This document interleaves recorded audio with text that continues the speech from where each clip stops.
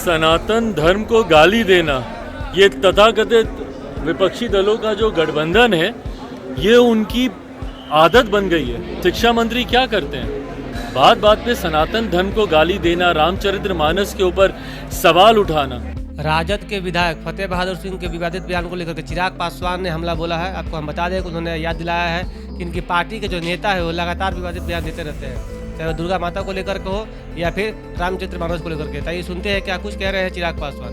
पार्टियां हों या हमारे बिहार में कई ऐसे दल हैं जिसमें यकीनन ऐसे लोग भी हैं, ऐसे विधायक भी हैं, कई तो मंत्री हैं भैया।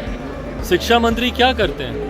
बात बात पे सनातन धर्म को गाली देना, रामचरितमानस के ऊपर सवाल उठाना, ये इन लोगों की आदत बन गई है। क्यों? क्योंकि इन लोगों को बंटवारे की राजनीति सूट करती है। समीकरण जो बनाते नहीं थकते, MY समीकरण, उन लोगों को बिहार में विकास से कोई लेना देना नहीं है। उन लोगों को सिर्फ और सिर्फ बांटने की राजनीति को धरातल पर उतारकर अपनी व्यक्तिगत महत्वाकांक्षाएं, अपने राजनीतिक लाभ लेने से मतलब है। और ये तमाम बयान सुनियोजित तरीके से, कोई भी ऐसा बयान नहीं है जो कि सिर्फ कहने के लिए या बोलने के लिए बोल दिया गया हो या जुबान फिसल गई हो या मुंह से निकल गया।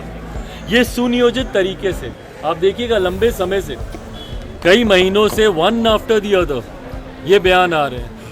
साउथ की पार्टी से ये शुरू हुए, वहाँ पे जिस तरीके से बयान दिया गया, उसके बाद जिस तरीके से तमाम बिहार की पार्टियाँ, विपक्षी दल के जितने नेता हैं सत्ताधारी, वो तमाम खामोश रहे।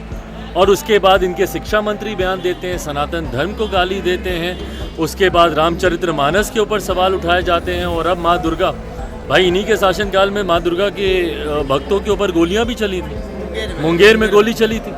क्या कर लिया मुख्यमंत्री नीतीश कुमार जी ने? तो सुनियोजित तरीके से बिहार को बांटने की ये साजिश हो रही है। अगर आपको लगता है कि अफसरशाही हावी हो रही है तो उसके और तरीके हैं, पर इस तरीके से किसी को अपमानित करना और इस बात को एज अ मेडल अपने ऊपर सीने पर टांग लेना कि भाई जितने डिक्शनरी में गालियों के शब्द उतने हम इस्तेमाल करते हैं, ये एक मंत्री की भाषा तो नहीं है।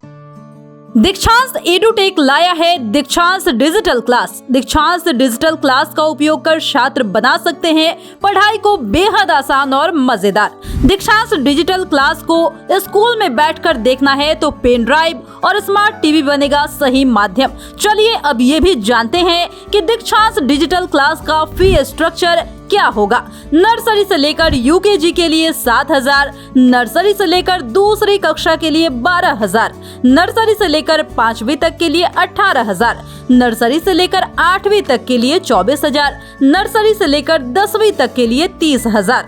अगर आपको डेमो करना है तो उसके लिए आप दीक्षांत डिजिटल क्लास के YouTube चैनल को विजिट कर सकते हैं।